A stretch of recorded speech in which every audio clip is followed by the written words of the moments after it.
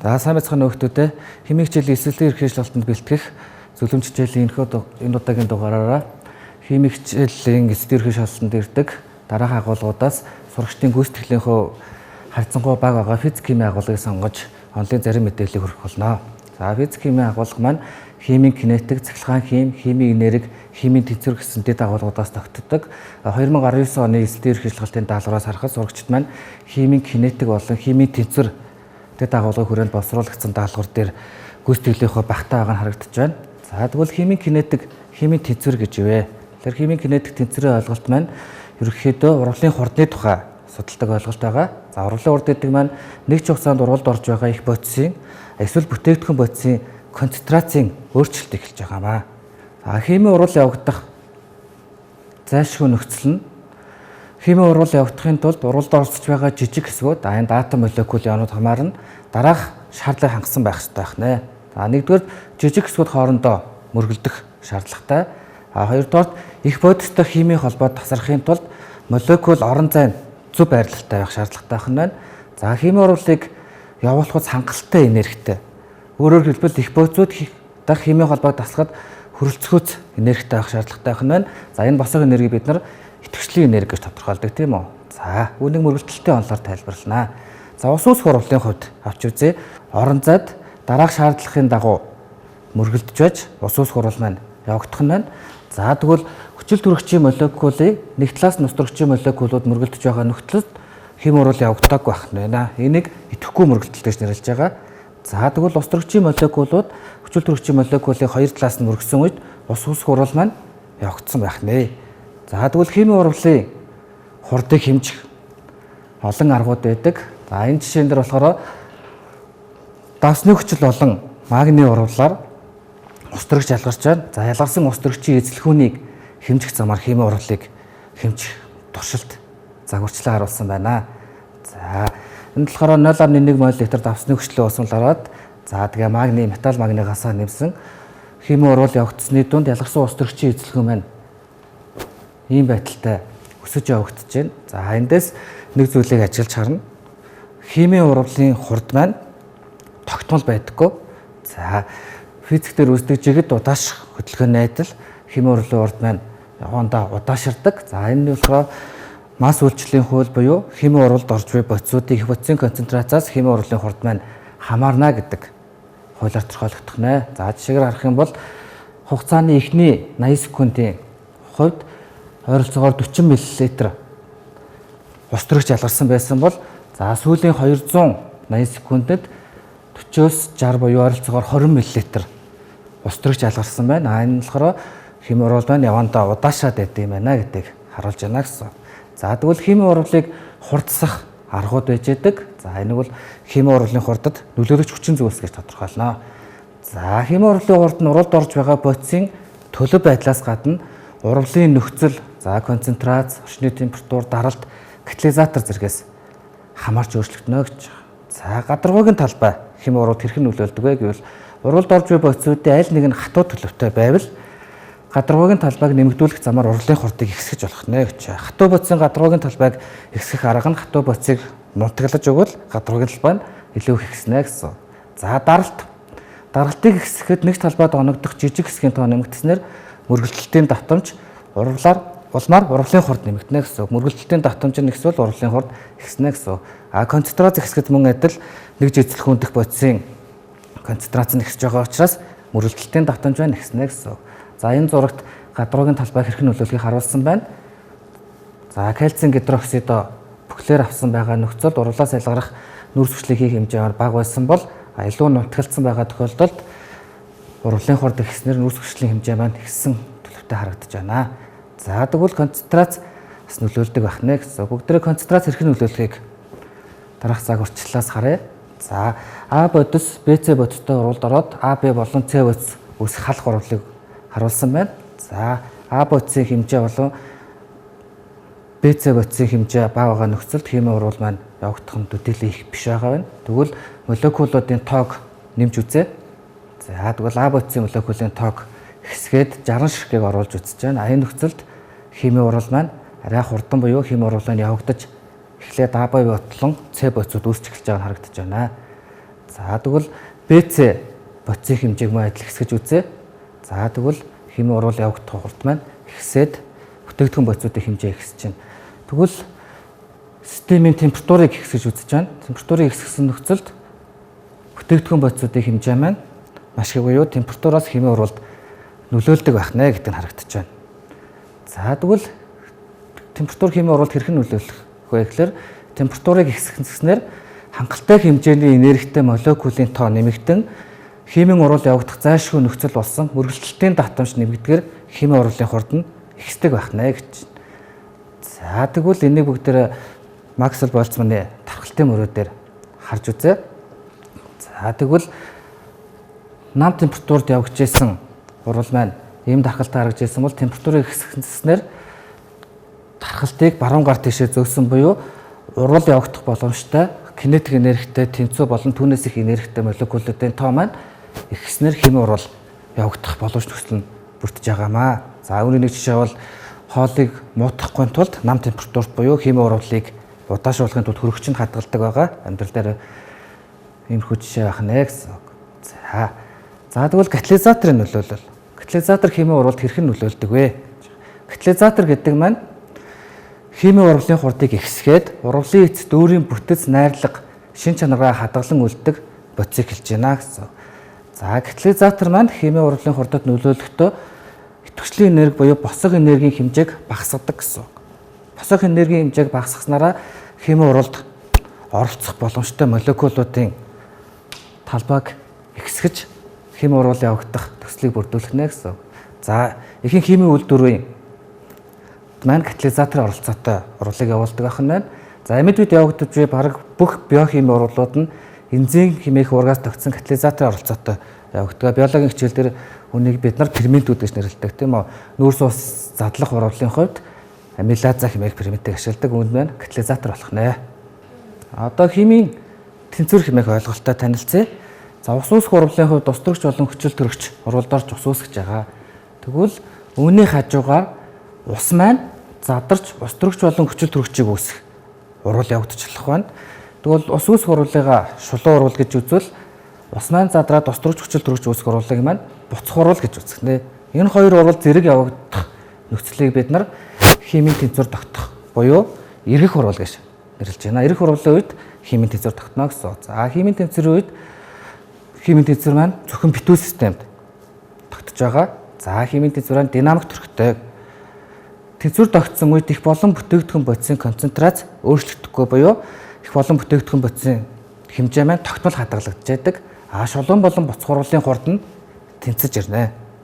За химийн тэнцвэр шулуун ба буцах аль ч урвалын үед тэнцэж болно гэсэн. За зургт үзүүлж байгаа шиг нэг шургуулсан наашаа зөөгөөд нэг шургуулсан цаашаа зөөгөөд энэ хоёрын хурд нь тэнцүү байх юм бол ажиглагчийн байр сууриас харахад цаана байгаа их бодис болон наан байгаа бүтээгдэхүүн бодисуудын хувьд тогтмол хэмжээтэй харагдаж байна гэсэн. За тэнцвэр тогтсон системд бид нар тэнцвэрийн тогтмолыг дараах байдлаар илэрхийлж болох нь. Тэнцвэрийн тогтмол маань бүтээгдэхүүн бодисуудын концентрацийг их бодисуудын концентрацт харьцуулна. За их олон бүтээгдэхүүн бодисуудын концентрац тогтмол байгаа учраас тэнцвэрийн тогтмол маань өөрөө тухайн нөхцөлдөө тогтмолтой байх нэ гэсэн. За үүнийг графикаар харуулъя.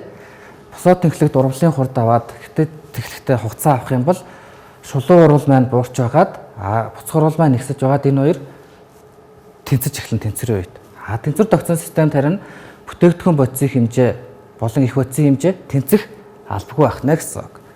За сурагчид энэ дээр маш их алддаг байгаа. За тэгвэл химийн тэнцвэрт бас олон хүчин зүйлс нөлөөлж байгаа. За тэнцвэрийн нөхцөлд орших системд гаднаас ямар нэгэн хүчээр үйлчлэхэд химийн тэнцвэр уг үйлчлэлийг бууруулах чиглэл шилжиж тэнцвэр дахин тогтно гэж. Үүнийг Лештлийн зарчим гэж нэрлэнэ. За концентрац хэрхэн нөлөөлөх вэ? Концентрац их бодисын концентрацийг эсвэл бүтээгдэхүүн үүсгэж тэнцвэр шилжиж дахин шинээр тогтно гэсэн. За концентрацийг их бодисын концентрацийг эсвэл бүтээгдэхүүн бодисын тал руу шилжих нь бүтээгдэхүүн бодисын концентрацийг эсвэл их бодисын зөвхт тэнцвэр шилжинэ гэсэн. За даралт эзлэхүүн. Тэнцвэр тогтсон системд даралтыг ихсгэх болон эзлэхүүнийг бууруулахад молекулын тоо буурах чигт тэнцвэр шилжиж дахин шинээр тогтно гэж байна. За энэ зурагт харагдсан байна. Эзлэхүүнийг багасгах буюу даралтыг ихсгэх нөхцөлд А дээр нэмэх нь Б тэнцүү АБ гэсэн урвалын хувьд бага молекултай буюу АБ бодис үүсэх чиглэлд тэнцвэр маань шилжиж байх нэ. Буцаагаад эзлэгүүнийг ихсэх нөхцөлд молекулын тоо олон буюу А болон Б бодис үүсэх чиглэлд тэнцвэр шилжиж байна гэсэн. За катализатор. Катализаторын нөлөөгөөр тэнцвэр хурдан тогтдог боловч тэнцвэрийн үеийн холимгийн найрлага өөрчлөгдөхгүй тогтмол байдаг гэсэн. Катализатор маань шулуун болон буцах урвалыг хоёулангийн нийжил хэмжээгээр нэмж байгаа учраас тэнцвэр хурдан тогтох боловч их олон бүтээгдэхүүн бодисын тоо хэмжээнд өөрчлөлт ордоггүй байх нэ гэсэн. За тэгвэл химийн тэнцвэр температурын нөлөөллийг харъя. Химийн тэнцвэр тогтсон системийн температурыг бууруулбал тэнцвэр дулаан ялгарч байгаа буюу экзотермийн урвалын чиглэл рүү, температурыг ихсэгвэл дулаан шингээх буюу эндотермийн урвалын чиглэл рүү шилжинэ гэсэн.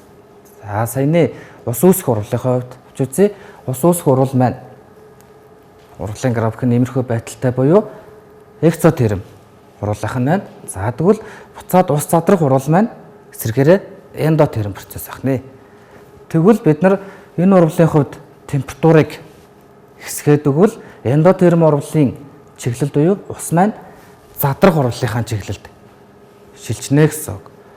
Буцах урвалын чиглэлд тэнцвэр шилжинэ гэж. За тэгвэл тэнцвэрийн түлэн маань температур даралтын тодорхой утгад ажиглагдана гэсэн. За тэгвэл температурыг өөрчлөх юм бол тэнцвэрийн төлөвт маань өөрчлөлт орох буюу тодорхой температур тэнцвэрийн тогтмолын утга маань янз янз байна гэсэн.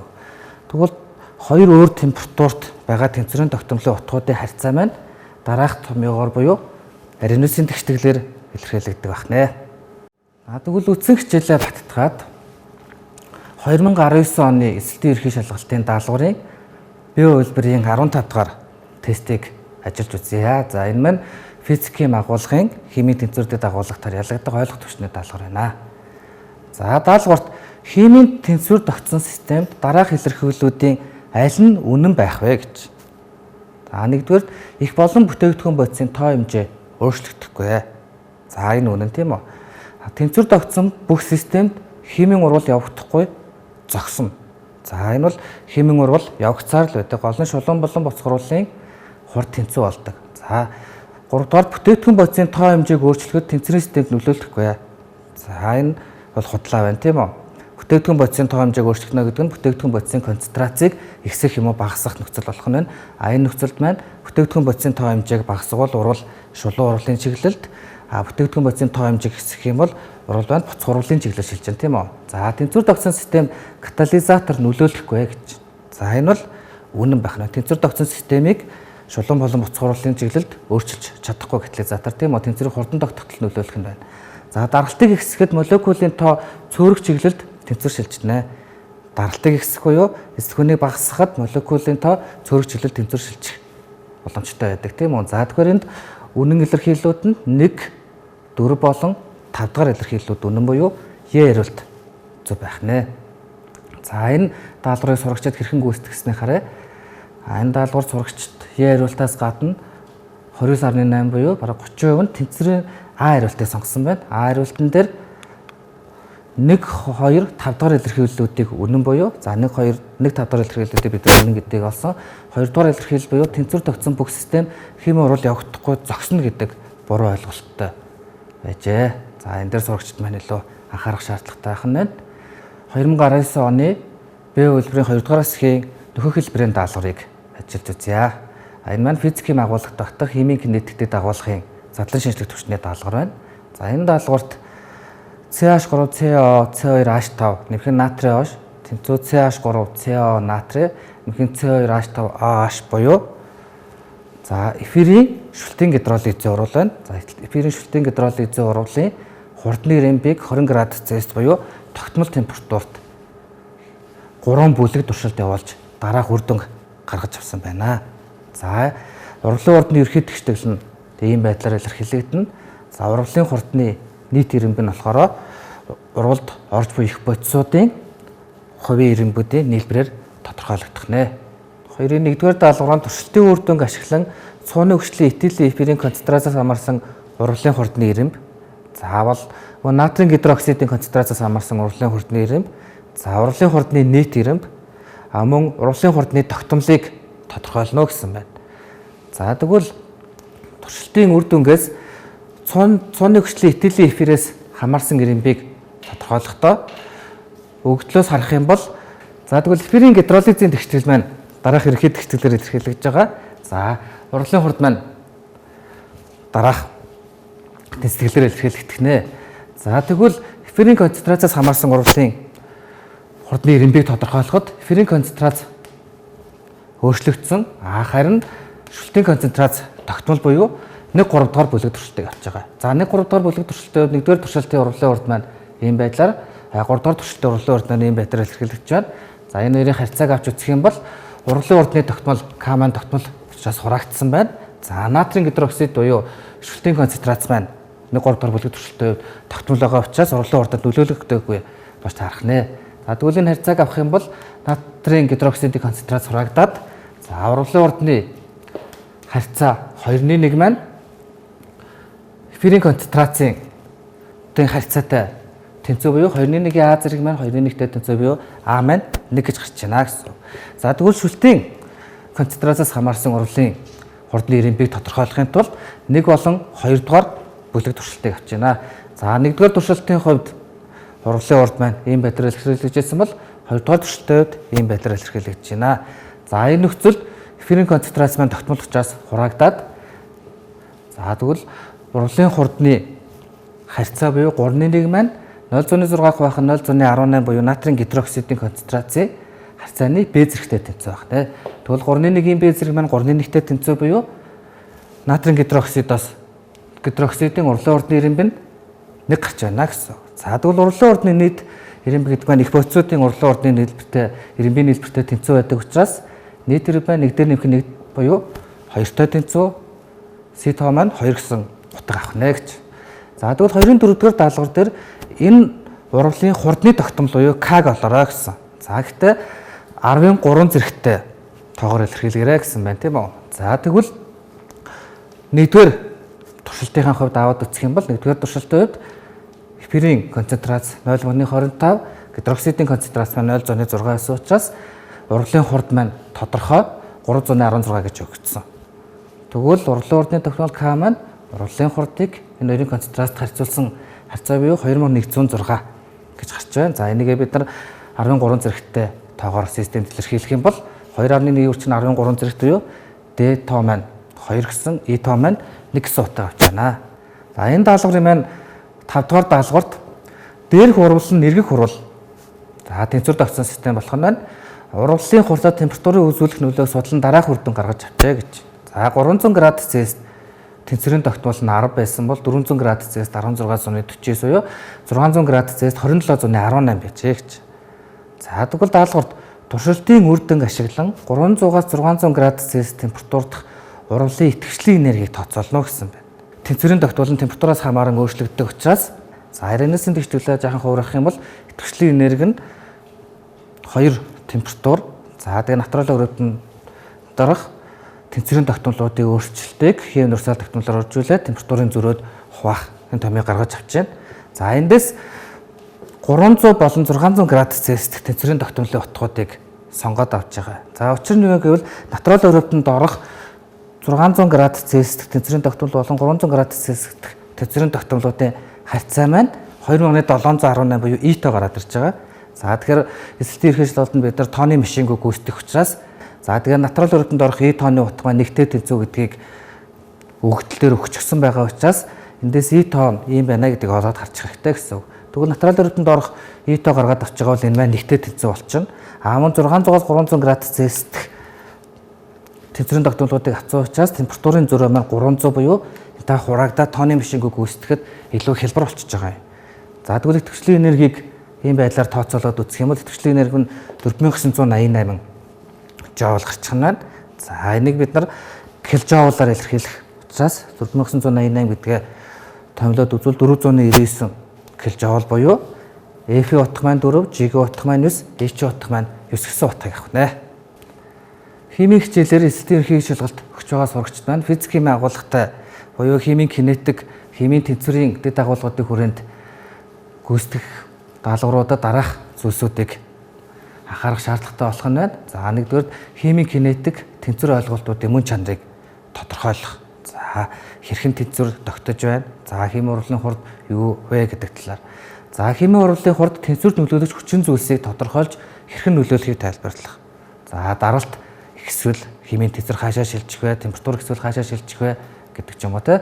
За химийн урлын хурд тэнцвэрт нөлөөлөх хүчин зүйлсийг үнэлэх, задлан шинжлэх, нэгтгэн дүрх төвчний даалгавраатай ажиллах, мөн тооцоод бодлогоодыг бодож дадлах хвшил болгосон байх шаардлагатай байх нэ. За өнөөдрийн хичээлдээ идэвхтэй оролцсон сурагчдаа баярлалаа. Бүгдэд нь эсэлтийн ерхий шалгалтад нь амжилт хүсье. Баяр таа.